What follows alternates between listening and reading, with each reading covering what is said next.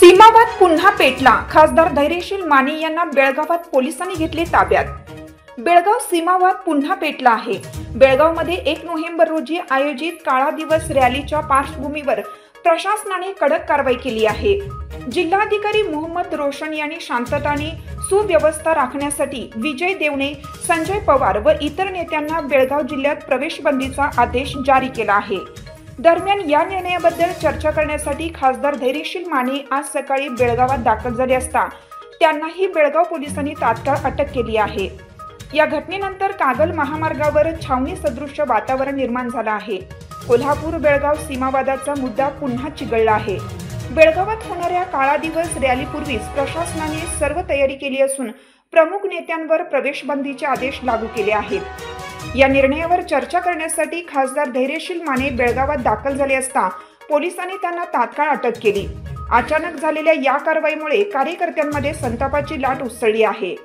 कागल बेळगाव महामार्गावर कडक बंदोबस्त ठेवण्यात आला असून परिसरात छावणी सदृश वातावरण निर्माण झालं आहे। वाहनांची तपासणी सुरू असून कोणतीही अनुशासन भंग घटना घडू नये यासाठी प्रशासन सज्ज आहे।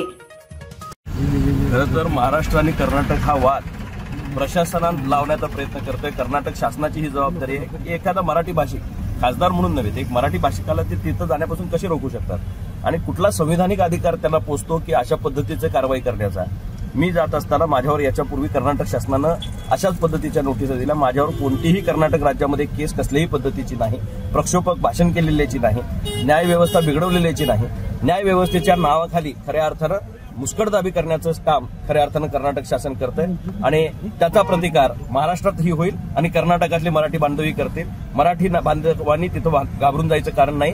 संपूर्ण राज्य तुमच्या पाठीशी त्या ठिकाणी उभे आहे आणि आम्ही सर्व लोकप्रतिनिधी मराठी माणसाच्या पाठीशी खंबीरपणे उभे। आता तुम्हाला अटक करण्यात येते, याबद्दल काय सांगाल? बघा, ही अटक करताना कलेक्टरने तिथं जी ऑर्डर काढली ही मुळातच संविधानाला धरून नाही आणि आज सुद्धा मी लोकसभेमध्ये याच्यावर हक्कभंग या ठिकाणी दाखल करणार आहे की कलेक्टरांनी गैरवापर या ठिकाणी त्यांच्या अधिकारांचा केला आणि एका लोकप्रतिनिधीला, जो भारतीय लोकशाहीचा घटक आहे, 545 खासदारांच्या मधला मी एक खासदार आहे आणि एका खासदारानं दुसऱ्या राज्यात न जाणं हे भारताच्या लोकशाहीला एक वेगळा दिवस या ठिकाणी जो काळा दिवस ते साजरा करतायत त्याचं कारण काय असेल तर अशा पद्धतीची दडपशाही आहे हे एकदा परत कर्नाटक शासनानं या ठिकाणी सिद्ध केलं। थँक्यू।